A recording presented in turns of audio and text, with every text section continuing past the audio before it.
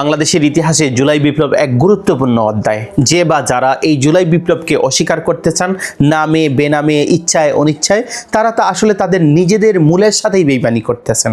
তারা নিজেদের সাথেই আসলে নিজেদের অস্তিত্বকে প্রশ্নের মুখোমুখি করতেছেন।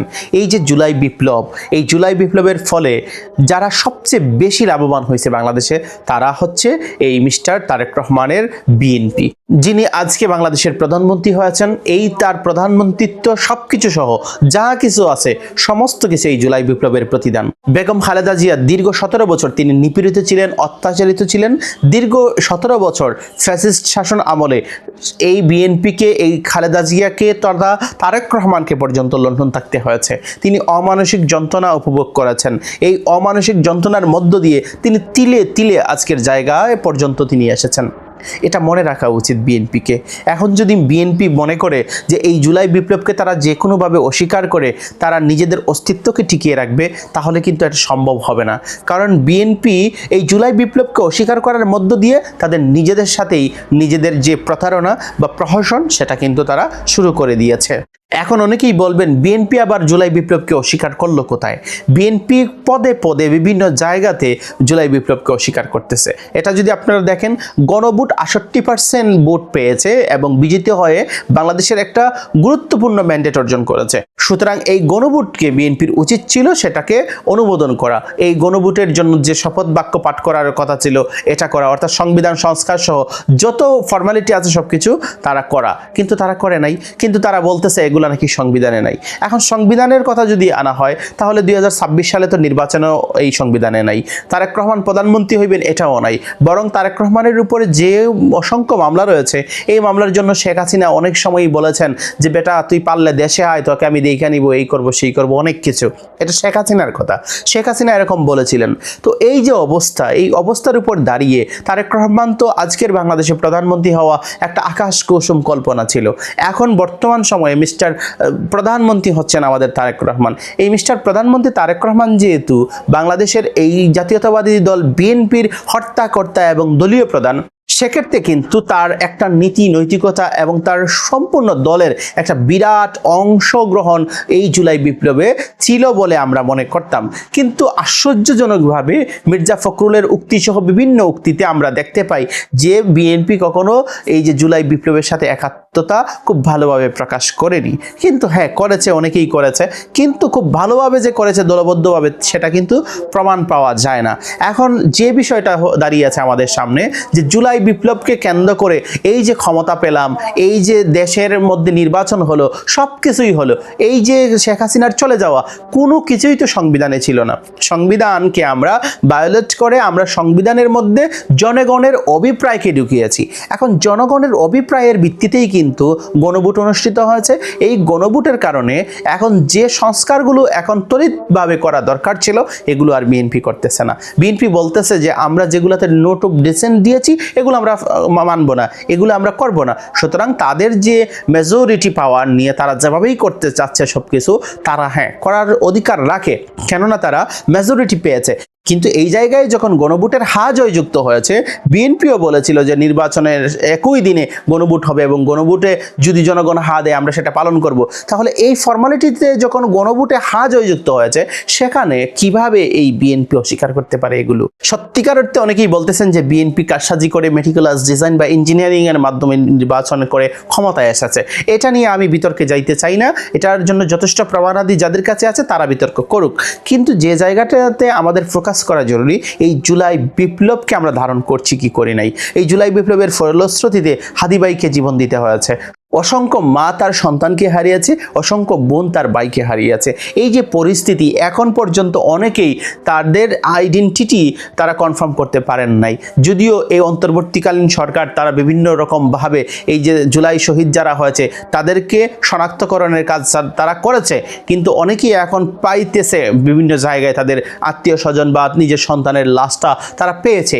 এটা কত যে মর্মান্তিক, কত যে হতাশাজনক। এই যে তাদের পাওয়াটা, এই পাওয়ার মধ্য দিয়ে কি এটা বলে না যে আমাদের কাছে এখনো জুলাই বিপ্লবটা তরতাজা, এখনো আমাদের কাছে এই জুলাই বিপ্লবটা আমাদের চোখের সামনে জলজল করতেছে? তাহলে আমাদের সামনে যদি জলজল করে এই জুলাই বিপ্লব, তাহলে বিএনপির কাছে করতেছে না কেন? বিএনপির কাছে যদি জুলাই বিপ্লবটা গুরুত্বপূর্ণ হইতো তাহলে এই যে ইনকিলাব জিন্দাবাদ, এই ইনকিলাব জিন্দাবাদ বলা যাবে কি যাবে না এটা নিয়ে তো তারা প্রশ্ন তুলতো না। বিএনপি জিন্দাবাদ বললে কেউ প্রশ্ন তুলে না যে জিন্দাবাদ কেন বললা, বাংলাদেশ জিন্দাবাদ বললে জিন্দাবাদ কেন বললা এটা নিয়ে কেউ প্রশ্ন তোলে না। কিন্তু আমাদের বিদ্যুৎ ও জ্বালানি মন্ত্রী টুকু সাহেব যে বললেন ইনকিলাব বলা যাবে না, আজাদি বলা যাবে না, মজলুম জুলুমের কথা বলা যাবে না, এগুলো নাকি বলা যাবে না, তাহলে আমরা তো অনেকভাবে এই বাংলার মধ্যে ইংরেজি শব্দ, উর্দু, ফার্সি, ল্যাটিন যত কিছু আছে সব কিছুর সমন্বয়ে এই বাংলা ভাষাটা হয়েছে। এই বাংলা ভাষার তো একক কোনো আধিপত্য নাই এই বাংলা ভাষার। তাহলে এই জায়গাতে যখন বলা হয় যে জুলাই বিপ্লবকে কেন্দ্র করে, এই জুলাইয়ের যে স্পিরিটকে কেন্দ্র করে যখন প্রশ্ন তোলা হয় ইনকিলাব জিন্দাবাদ, আজাদি জিন্দাবাদ, ইনসাফ, ন্যায় বিচার, এই যে কথাগুলোকে খুব খারাপভাবে প্রকাশ করা হচ্ছে বিভিন্ন জায়গায়, এটা আসলেই কি আলটিমেটলি দীর্ঘদিন ধরে কি এটা বিএনপি রান করতে পারবে? আমার মনে হচ্ছে না পারবে। কারণ বিএনপির অস্তিত্ব যেখানে জড়িয়ে আছে, যেখানে শেখ হাসিনা বলেছিল রাজাকারের নাতিপুতিরা কি চাকরি পাবে নাকি, একটি কথার কারণে কত বড় একটি বিপ্লব হয়ে গেল বাংলাদেশে। এই বিপ্লবোত্তর সময়ে বিএনপি যেখানে ক্ষমতার মসনদে আছে, এই ক্ষমতার মসনদ যেখানে এই জুলাই বিপ্লবের কেন্দ্রবিন্দুতে দাঁড়িয়ে, এই কেন্দ্রবিন্দুতে দাঁড়ানোর পরেও বিএনপি যদি এটাকে অস্বীকার করে, বিএনপি যদি এই ইনকিলাবগুলোকে নিয়ে, এই বিভিন্ন রকমের প্রশ্নগুলোকে নিয়ে বিভিন্ন রকমভাবে তারা এই যে কাদা ছোড়াছুরি করে, আলটিমেটলি কিন্তু বিএনপি ক্ষতিগ্রস্ত হবে। কারণ বুঝতে হবে এই জেনজিদের প্রজন্ম যেটা আমরা বলি বা আলট্রা জেনজি যারা বলি, এখানে আপনি যত নিষেধ করবেন যে বিষয়টা, ওই নিষিদ্ধ জিনিসটাই কিন্তু তারা সবচেয়ে বেশি এটা নিয়ে গবেষণা করবে, তারা এটা নিয়েই বেশি গুটু করবে।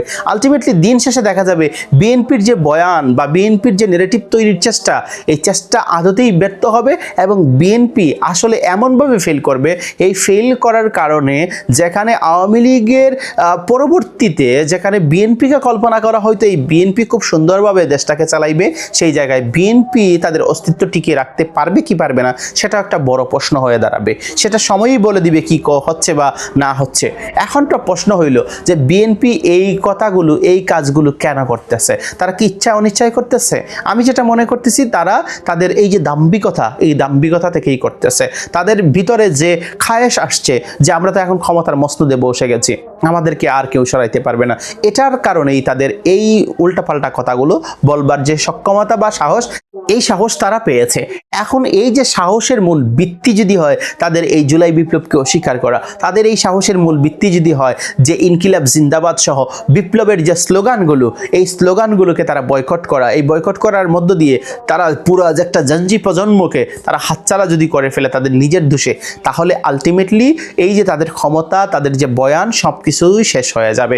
কারণ এখন পর্যন্ত হাসিনার যে প্রশাসন এটা বিদ্যমান, এখন পর্যন্ত হাসিনার রাষ্ট্রপতি বিদ্যমান, এখন পর্যন্ত ওয়াকারুজ্জামান যিনি সেনাবাহিনী প্রধান তিনিও বিদ্যমান। সমস্ত সেটআপ কিন্তু এই পর্যন্ত আমরা দেখতে পাচ্ছি হাসিনার আমলের যেটা ছিল সেটাই রয়ে গেছে। এই জায়গাতে যদি বিএনপি মনে করে যে এই সেটআপকে তারা পূর্ণ নিয়ন্ত্রণ করে তাদের যে সব কিছু তারা প্রতিষ্ঠা করে ফেলবে, এটা তো আদৌ সম্ভব হবে না। এই প্রসিডিউর অত্যন্ত লম্বা হচ্ছে, এটা আমরা বুঝতে পারছি। এর মধ্যেই যদি জুলাইকে অস্বীকার করার তারা বিভিন্ন রকমের দৃষ্টতা দেখায়, তাহলে বাংলাদেশে বিএনপির ভবিষ্যৎ কি সেটা তো সময়ই বলে দিবে। এখন আসলে কি আমরা চাই যে বিএনপি এই জুলাই বিপ্লব থেকে সরে যাক? আমরা চাই যে বিএনপি এই জুলাই বিপ্লবকে অস্বীকার করুক, অস্বীকার করার মধ্য দিয়ে তাদের যে জীবনের ক্ষতি, তাদের যে দলের ক্ষতি এটা বয়ে আনুক, এটা আমরা কখনোই চাই না। আমরা চাই জুলাই বিপ্লবের অংশীদার যতটুকুই বিএনপি আছে, অল্প পরিমাণও যদি থাকে, সেটা যেন খুব পূর্ণভাবে তারা লালন করে ধারণ করে। আমি যদি ধরে নেই যে জুলাই বিপ্লব চলাকালীন সময়ে হয়তো মির্জা ফখরুল সাহেবরা বা বিএনপিরা তাদের অবস্থান স্পষ্ট করতে তারা দ্বিধাবোধ করেছেন যে আসলেই কোনোভাবে স্বাধীন হইবে কি হইবে না, এরকম নিয়ে তারা দ্বিধায় ছিলেন। এখন তো স্বাধীন হয়েছে, এখন আপনারা ক্ষমতার মসনদে বসছেন, এখন তো আপনাদের বেশি করে এই জুলাই বিপ্লবকে আপনাদের নিজেদের করা উচিত। তা না করে আপনারা যদি এই যে জুলাই বিপ্লবীদের বিপক্ষে চলে যান, আপনারা যদি বিভিন্ন শব্দের খেলায় মেতে উঠেন, তাহলে এই শব্দের খেলা কখনোই ভালো কিছু বয়ে আনবে না। দিন শেষে এই শব্দ আপনাদের জন্য কাল হয়ে দাঁড়াবে। আমরা চাই এই বিএনপি যেন এই যে এই শব্দের মারপেচ এটাতে পরে যেন তাদের সুন্দর ভবিষ্যৎটা যেন নষ্ট না হয়। এবং বিএনপির সেই হেভিওয়েট বিদ্যুৎ ও জ্বালানি মন্ত্রী টুকু সাহেব যে কথাটি বলেছেন এই কথা তিনি উজ্জ্ব করে নেবেন, এটাই আমরা আশা করছি। কারণ এটা যদি না করা হয় জুলাই বিপ্লব আবার জুলাই হয়ে ফিরে আসবে, সেটা হয়তো বা বিএনপিকে একদম শেষ করে দেওয়ার জন্য। আমরা কখনো চাই না যে বিএনপি শেষ হয়ে যাক, কারণ রাজনৈতিক দলগুলোর বাংলাদেশে অত্যন্ত প্রয়োজন। এই দলগুলো থাকতে হবে, দলগুলো থেকে বাংলাদেশকে লিড দিক, কিন্তু কোনো বিপ্লবীদেরকে যেন তারা ভুলে না যায়, তারা যেন বিপ্লবকে অস্বীকার করার মধ্য দিয়ে এই দেশের সাথে গাদ্দারি না করে। আমরা চাই এই দেশটা সুন্দরভাবে চলুক, এই দেশটা ভালোভাবে চলুক। এই দেশের মধ্যে যদি কেচাল পেচাল সবসময় লেগে থাকে তাহলে কোনোভাবেই কোনো সময়ই ভালো কিছু বয়ে আনবে না। সুতরাং আমাদেরকে আরো সংযত হয়ে এই দেশকে সামনের দিকে এগিয়ে নিয়ে যেতে কাজ করতে হবে। আর এই শব্দের খেলায় মেতে উঠলে দিন শেষে বিএনপি ক্ষতিগ্রস্ত হবে, এটা বিএনপিকেই বুঝতে হবে।